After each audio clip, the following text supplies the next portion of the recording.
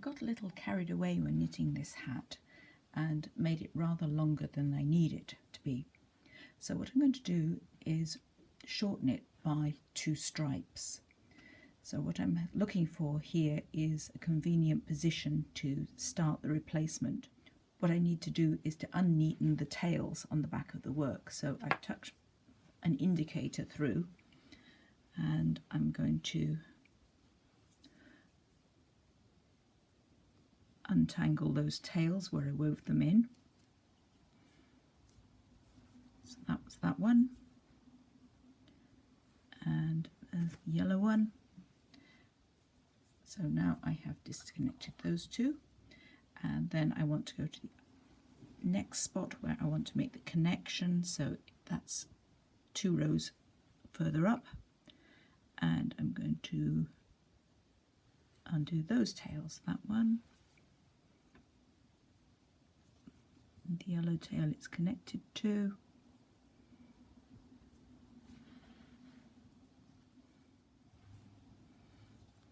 There. So this is the area I'm going to remove. And you can see now the start of those 2 rounds. There are no decreases in this area, so it's a straight replacement. I've got my replacement yarn. So what I'm going to do is connect this top row of the yellow to the second row of the purple up here with purple stitches. So I'm going to leave my tail on the front of the work, and the stitch I'm replacing is this one.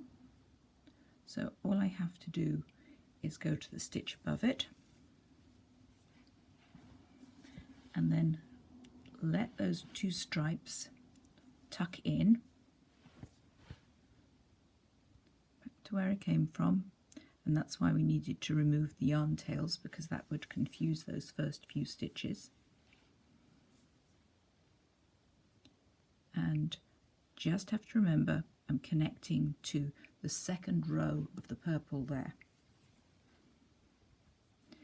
And now I've got a couple of stitches in place. I'm going to try and get these to the right size and shape, so they won't look any different when I'm done. And all I have to do now is to keep on sewing around. Then I'll be able to cut out that flap from underneath. Now if you were doing this on a sweater, you've knitted it too long and decided you wanted to shorten it, you can do this without making any cuts into the original fabric. You can try it on and see how you like the look of it. So you're not committed until you take the scissors to the original fabric. All I have to do is work my way around the circle until I get back to the far end. The hardest part for me to remember is that I'm connecting it to the second row of purple. And you can see here that I've got 1, 2, 3, 4 rounds of purple, and here 4, and here I dropped down because I started mimicking the yellow stitches, and I've got 5 rounds of purple there, and that's no good. So I have to back that out and go up 1 round. So I need to concentrate on that and make sure that I don't drop down into the junction between the yellow and the purple. So it's always a matter of going back exactly where you came from, around the base of the next stitch where it wants to be like a V, the base of a V.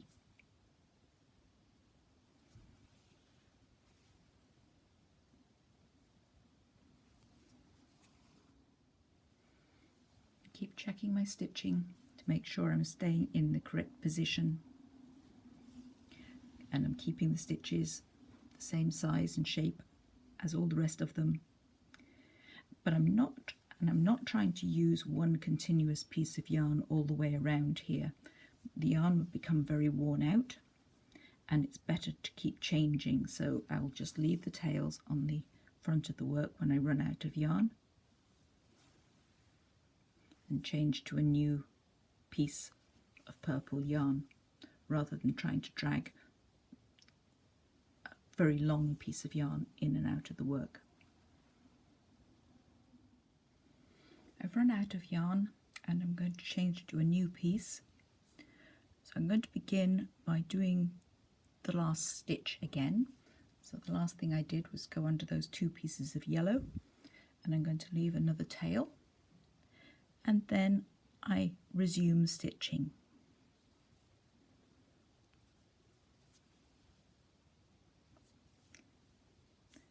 Back to where I came from and continue from there. The tails can be neatened later. And we'll just have a quick check on the past stitching, and that all looks good. And on the inside we're getting a very distinct fold of fabric, which is those 2 rows, that purple and that yellow row or rounds, and they are now tucked inside the fabric, and we'll be able to cut those away later when we've completed all the stitches. As I approach the end of the round, the moment of truth is upon us, and let's just see. Provided there were no shapings in those 2 rounds that I'm getting rid of, I should have exactly the same number of stitches at the top and the bottom, and there should be nothing left sticking out. If anything was odd, I would have to go back and check my whole round, because that would mean I'd missed out a stitch somewhere. And here we go, we're into the last stitch of the round there. I'm going around the base of the last stitch of the round there, and I come out just on that yellow side of a stitch there. So we have completed the round, and the next stage is to remove the flap from the inside of the hat. Now that I've sewn that round of stitches in place, all that remains now is to remove the flap from underneath. It's important we remove the right piece of this flap. We want to be very certain of our position, and so this is the piece that's been replaced, and I copied the first purple row after it. So if I remove this purple stitch here, I should find it's been copied with another purple stitch underneath. And so this is releasing the yellow stitches of that tuck, and all I need to do now is to go round removing that first purple row of that of the purple stripe above the join. Now I don't have to remove them all stitch by stitch. If I wish, I can snip in intermittent places, which will make removing it quicker, and lift and pull out, and there is the flap that I'm going to now be able to unpick. So I'm going to work my way around until I've unpicked it all the way around.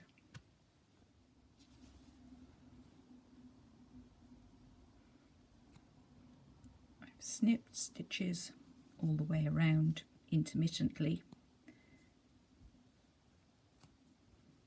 and then I can lift and pull. If they don't come out easily, then snip it a bit shorter, because you might have split a ply.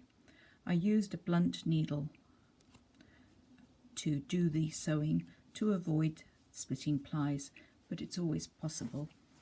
So just treat it gently and work your way around.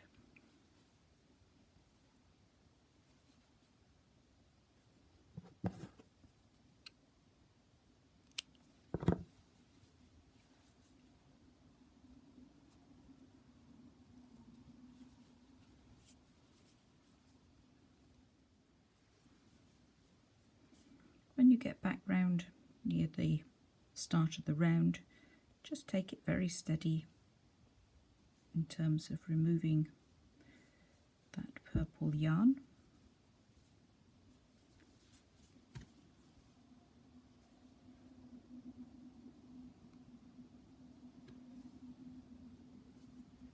Because we don't want to eat into the next round. So we now have a complete flap of yellow and purple that are free, and we should be able to find the yellow yarn tail and simply unpick those rounds. The wool can be recycled.